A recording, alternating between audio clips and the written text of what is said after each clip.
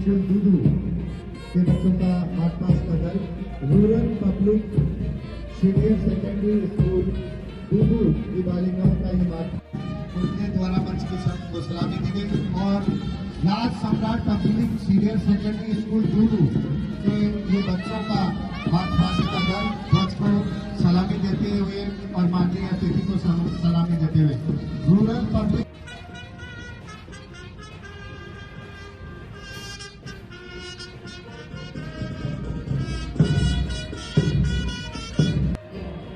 इसके लिए मैं हमारे माननीय प्रधानमंत्री जी का बहुत बहुत आभार व्यक्त करती हूँ। एक मैं बात और कहना चाहूंगी क्योंकि मुझसे पहले हमारे अभी आपको हमारे राज्यपाल जी का भी संदेश आप लोगों के सामने रखा गया और बहुत सी बातें उसमें आ गई, लेकिन कुछ बातें मैं अपनी ओर से भी रखना चाहूंगी कि हम सब लोग कहते हैं कि सरकार की क्या जिम्मेदारी है, सरकार ये काम करे वो काम करे, प्रशासन अपना काम नहीं करता। हमेशा हम लोग ये कहते रहते हैं, शिकायत करते रहते हैं। लेकिन आज क्योंकि गणतंत्र दिवस है तो मैं एक बात और कहना चाहूंगी कि एक अच्छे नागरिक का भी कुछ कर्तव्य होता है। हर काम प्रशासन और सरकार नहीं कर सकती, सरकार और प्रशासन अपना काम करती है और कहीं कोई कमी अगर होती है तो आप अधिकार से उनको कह सकते हैं क्योंकि आपका हक है, आप वोट करते हैं, इसलिए आपका बहुत बड़ा हक और अधिकार है सरकार पे भी और प्रशासन पे। आप उनको हक से कह सकते हैं कि ये गलत है, लेकिन अपनी जिम्मेदारी को भी आपको उतना ही निभाना आवश्यक है। क्योंकि अगर कोई भी बात होती है, चाहे हम बात करें गंदगी की, हम बात करें सड़कें टूटी हुई है, या हम बात करें जब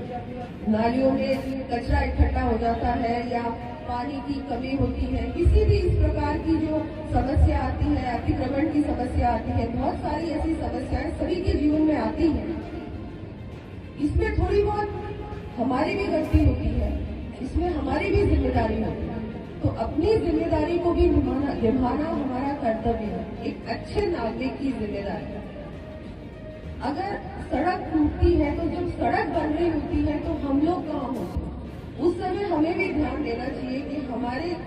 घर के बाहर सड़क बन रही है, हमारे गांव में सड़क बन रही है, वो गुणवत्ता से बन रही है या नहीं बन रही है। अगर नहीं बन रही है तो आपका कर्तव्य है कि आप ये बात सरकार और प्रशासन की ध्यान में लाए कि भाई ये काम ठीक से नहीं हो। कचरा भी है जो हम बात करते रहते हैं, गंदगी, विशेषकर शहरों में ये गंदगी की समस्या हमेशा रहती है, तो वो सब चीजें भी हम ही कचरा फेंकते हैं। तो अगर हम एक निर्धारित स्थान में कचरा फेंके, वहां पर कचरा पात्र लगाएंगे तो ये समस्या इतनी ज्यादा नहीं होगी। प्लास्टिक का उपयोग हमको नहीं करना चाहिए। पर्यावरण को बचाने के लिए हमको भी अपनी तरफ से प्रयास करना चाहिए कि हम क्या कर सकते हैं। ये सारी बातें हैं जो ऐसी चीजें हैं जो हम अपने आप कर सकते हैं, इसमें सरकार या प्रशासन की आवश्यकता भी नहीं है। पानी बचाने का काम जब हम लोग कहते हैं पानी की कमी हो रही है, पानी नहीं है,